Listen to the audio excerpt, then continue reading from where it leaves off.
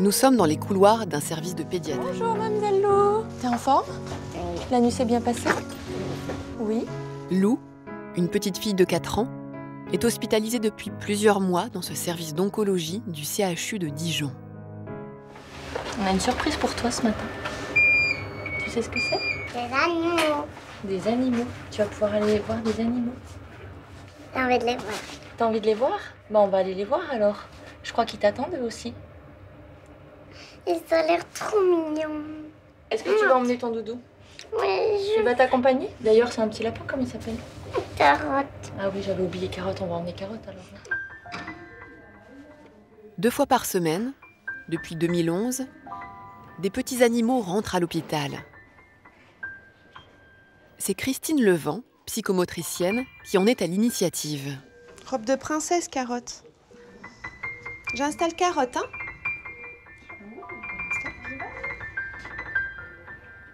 Clélia, Justine et Devan ont rejoint l'atelier ce matin, tout comme Lou. Le niveau de leur défense immunitaire le permet. On va sortir qui en premier? T'as une idée?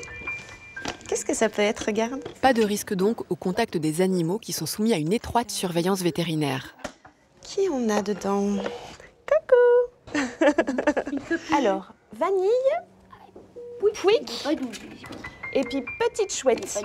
Mais dis donc, ils ont pas tous la même douceur, hein, t'as vu? Christine travaille avec des animaux de petite Allez, taille. je me dépêche. Lapins, cochons d'Inde, chinchillas et gerbilles. Un choix bien réfléchi. Les petits rongeurs, ça donne toute une gamme d'émotions possibles, d'activités possibles, et puis ça a ce côté cocooning, un petit peu prendre soin. C'est plus facile avec un petit. L'atelier est ouvert aux familles des enfants. Pour sa première séance de médiation animale, Lou retrouve sa maman. Tu leur as présenté Carotte? Tu sais ce qu'on pourrait faire? Tu voudrais bien être vétérinaire avec moi? Tu sais à quoi ça sert, ça? Non. À faire des piqûres. À faire des piqûres, Et vous des connaissez prises de ça? sang. Et des prises de sang. Ah, ça fait mal. Alors moi, j'aime pas ça. Ah bah tu m'étonnes. Mais là, on s'en sert pas pour faire des prises de sang. On s'en sert pour leur donner de la vitamine. La pipette, s'il vous plaît, docteur. L'espace d'un instant, un monde à l'envers. C'est l'enfant qui soigne, qui apprivoise des gestes et des mots qui parfois le font souffrir. Il y a du monde là. Oh là là, qu'est-ce qui se passe là? Qu'est-ce qu'il y a là-dedans là? Eh ben, ils sont tous coincés. Ils sont tous coincés. Il y en a combien là? Est-ce que vous saviez qu'il y avait des animaux à l'hôpital parfois? On en a entendu parler. Mais c'est pas tout Tout à fait. Et là, c'est la découverte du coup aujourd'hui. Mais ouais, c'est très agréable de pouvoir côtoyer ces petits animaux-là. Hein, ma puce. En plus, ça fait sortir de la chambre. Oui. Ça permet de rencontrer les autres enfants. Donc, c'est chouette. Une grotte. Quoi? Tu crains les chatouilles, c'est ça? Non, mais c'est... Clélia, qu'est-ce que tu ressens quand tu sors d'un atelier de zoothérapie comme ça? Comment tu te sens? Bah déjà, on pense à autre chose. Autre chose que la maladie? Ouais. Oui. C'est vrai que quand on est stressé pour un quelconque soin, c'est vrai que de voir les animaux, de les caresser, ça apaise un peu et ça déstresse. Oui. Ils sont toujours joyeux, on peut dire. Moi, je dirais qu'ils parlent avec leurs yeux et puis leur façon d'être. Donc ça te suffit? Ouais, moi, ça me suffit. C'est ce que tu ressens aussi, Justine? Oui. Oui. On se sent heureux après. Oui. Est-ce que Lou a des animaux à la maison? Non, parce que ma maman, elle a allergique aux chats et aux chiens. Ici, on a pour projet d'avoir 2 poules quand même, Lou. Bah oui. Ouais. Ah, pour avoir des œufs peut-être. Pourquoi pas? Pourquoi pas?